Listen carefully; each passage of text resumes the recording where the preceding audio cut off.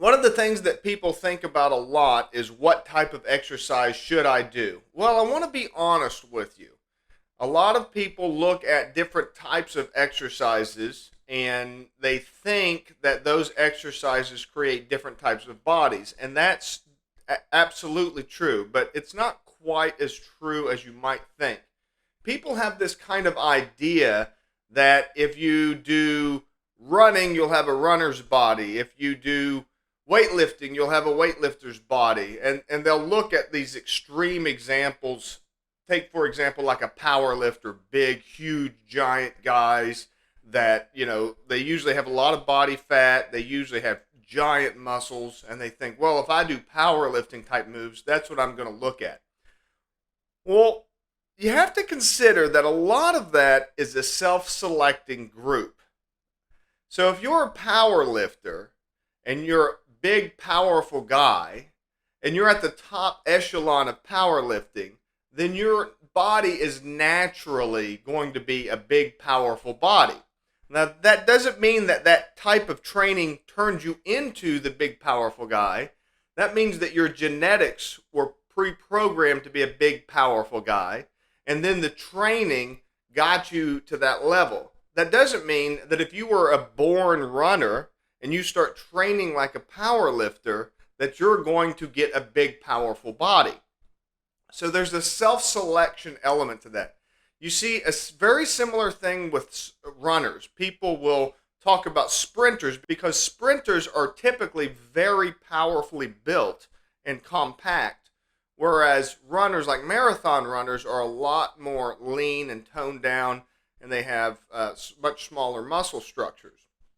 Well, again, a huge part of that is the fact that it's self-selecting. The kind of people that are at the top echelon of sprinting are the type of people that have the bodies that look like a powerful sprinter, and the people that are marathon runners are, genetically are predisposed to having the types of bodies. So the type of training might not matter as much as you think.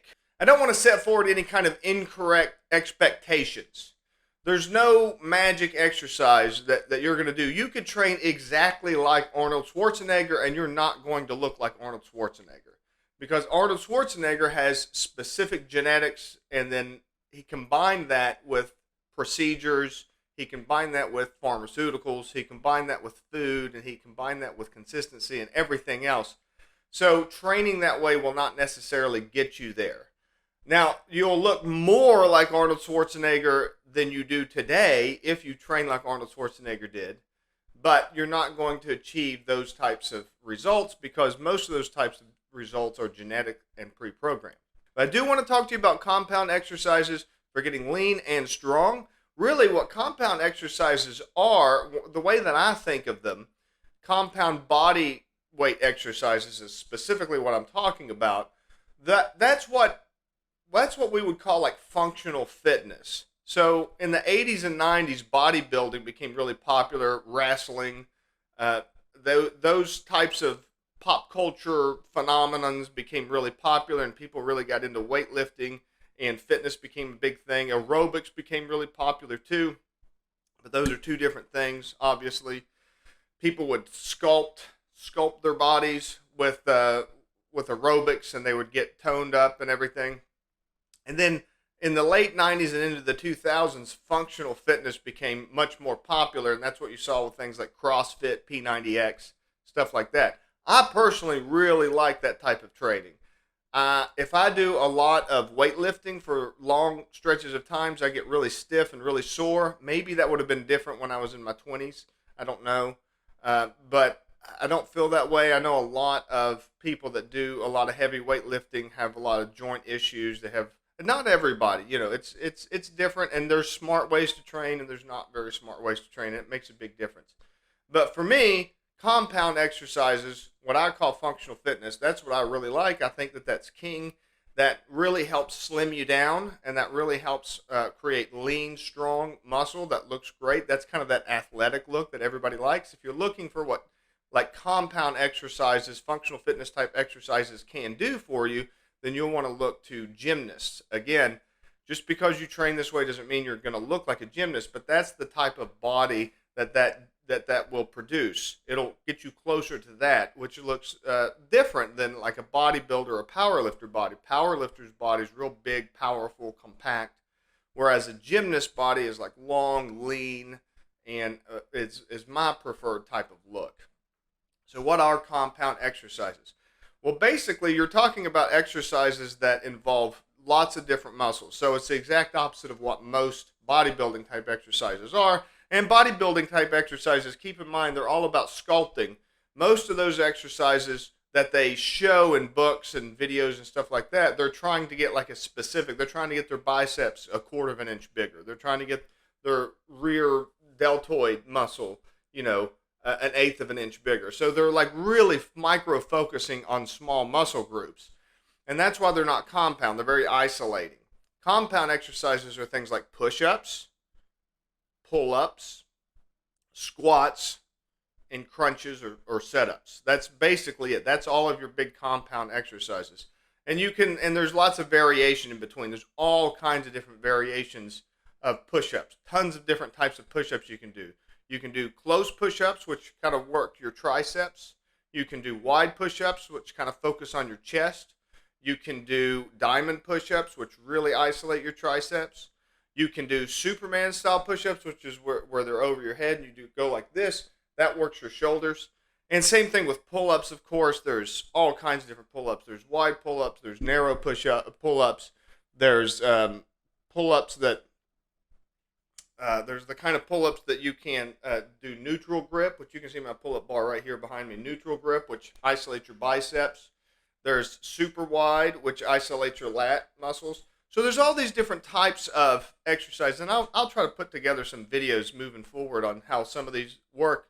But the thing is, they don't isolate, okay? So they work different areas. So in working those different areas, they also work the balance of those areas. So you have all these stabilization muscles. So again, like when you're looking at a bodybuilder's type workout, so they're doing like a lateral raise like that. Well, what a bodybuilder is trying to do is build symmetry in aesthetics. So he literally might want to add an eighth of an inch to this one muscle. So he's working that way. That's not the way you want to train if you want a holistic whole body, both strength and look and aesthetics and everything else. And the exact same thing that you'll run into with your leg movements. Squatting and lunging are your primary leg movements. Those are compound movements, and those work everything. Those work your glutes, that's your butt muscles. That works your quads, that's your leg muscles. That works your your calves, everything. Your whole lower body gets worked with squatting. Squatting is probably the best exercise. A lot of people, especially as they get older, have a little bit of a harder time, me included, because of the knee issues. My knees aren't what they used to be anymore, and that's where lunges come in. You can do lunges instead. But by doing these compound exercises work the stabilization muscles. They work everything, and you're not isolating to these little small sections. Same thing with core. So that's it. So core, you do setups, you do crunches, and there's a handful of other ones. But the overall basic exercises are very simple. You have pushing and pulling exercises, you have squats or lunges, and you have basically setups. Now, there's variations on setups. You can do crunches. You can also do planking type moves. And there are, some other, there's tons of exercises. Don't get me wrong. But the big compound movements, the big compound exercises, those are going to be the ones that are going to build your overall structure, your overall muscular structure. It's going to build your fitness. It's going to help you lean down.